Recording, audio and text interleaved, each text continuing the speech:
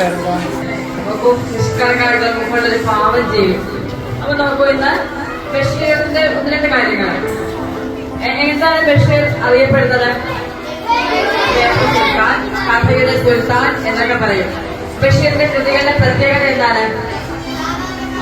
സാധാരണക്കാർക്ക് പോലും മനസ്സിലാവുന്ന ലളിതമായ വീട്ടിലൊക്കെ ഉപയോഗിക്കുന്ന ഒരു ഭാഷ അല്ലേ? ബഷീറിന്റെ സഹോദരൻ ഒരു ദിവസം ബഷീറിനോട് ചോദിച്ചു, എന്താണ് നിങ്ങളുടെ കഥയിലൊക്കെ ചപ്രാച്ചി ഭാഷയാണല്ലോ. അതായത് ചപ്രാച്ചി ഭാഷ എന്ന് പറഞ്ഞാൽ അവരറിയാത്ത ഭാഷ. പക്ഷെ അങ്ങനെ ചപ്രാച്ചി ഭാഷ എഴുതിയ ആളെ പിന്നെ ലോകം അംഗീകരിക്കുന്ന ഒരു കഥാകാരനായി അല്ലെ? അതുപോലെ അവിടെ നമ്മളെയൊക്കെ പലരും കിടക്കാം. എന്തൊക്കെയോ കുറെ അസുഖം ചെയ്തത് ടീച്ചേഴ്സ് തോന്നുന്നു. നിങ്ങളുടെ ടീച്ചർമാർ കൂടി അതൊക്കെ കാണാം. അവശേഷിപ്പിച്ച കഥാപാത്രങ്ങളാണ് സുഹറയും മജീദും. കാലം ഇത്ര കഴിഞ്ഞാലും ഇന്നും മലയാളികളുടെ മനസ്സിൽ ജീവിക്കുന്നു സുഹറ മജീദും. രണ്ടുപേരെയും വേദിയിലേക്ക് പുനരാവിഷ്കരിക്കുകയാണ്.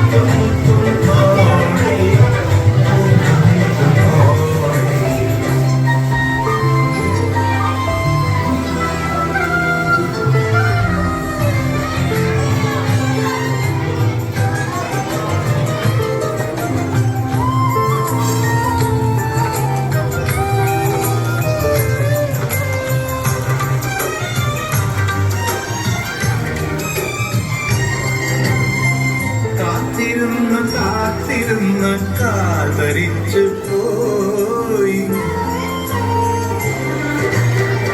കാത്തിരുന്ന് കാതരിച്ചു പോയി, കൺമണിയെ കാണുവാനായി കൺകൊതിച്ചു പോയി, കൺമണിയെ കാണുവാനായി കൺകൊതിച്ചു പോയി, കണ്ണുകളാൽ കല്ലുകളിൽ കല്ലരിയുന്നോടെ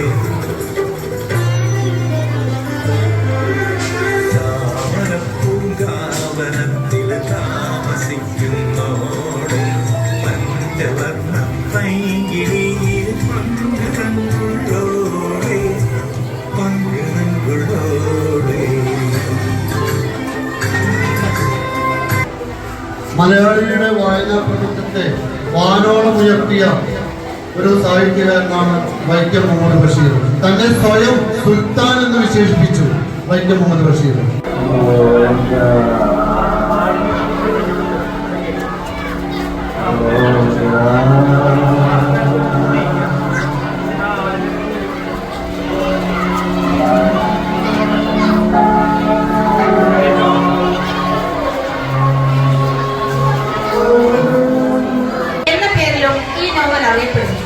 ഈ നോവലിലെ കഥാപാത്രങ്ങൾ അദ്ദേഹത്തിന്റെ കുടുംബത്തിലെ അംഗങ്ങളാണ്.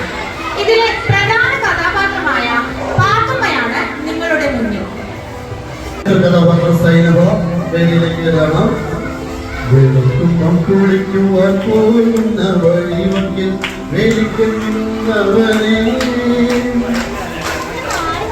പോയിക്കോട്ടെ, കാണാലല്ലേ ഇട്ടത്.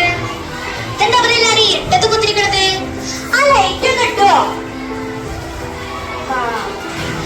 ഞാൻ നേരത്തെ വന്നൂല്ലേ? ഞാൻ വരെ ഇത്തിരി വൈകിപ്പോയി. അത് വിചാരിക്കരുത് കേട്ടോ. എന്തായാലും പറഞ്ഞ സൂക്ഷിച്ചു നോക്കണേ. മനസ്സിലായില്ലേ? ഞാൻ സൈനബ. അതന്നെ, മുച്ചട്ടി കളിക്കാരന്റെ മകളില്ലേ സൈനബ തന്നെ. അല്ലോ ബാബല്ല വരുന്നത് കാണണ്ട. പുറത്തേക്ക് പോരുണ്ട്. സമാധാനായി. പോയിക്കോട്ടെ പോയിക്കോട്ടെ. അല്ല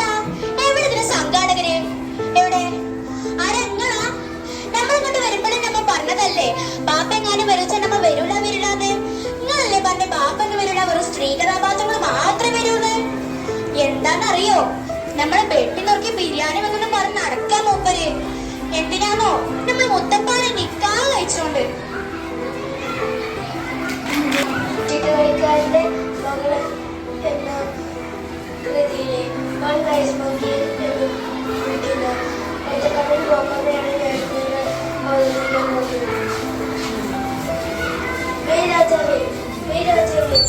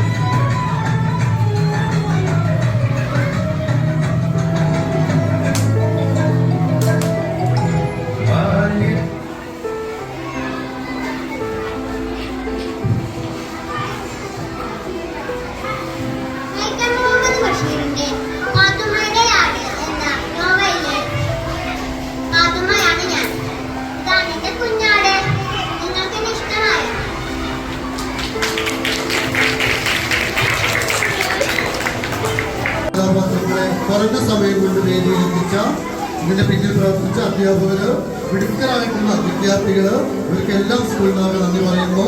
അടുത്ത വർഷം നമുക്ക് ഇതിലും ഗംഭീരമായിട്ട് ഇതുപോലെ തന്നെ മനോഹരമായിട്ട് വീണ്ടും ബഷീറിനെ ആഘോഷിക്കാം. Okay, thank you.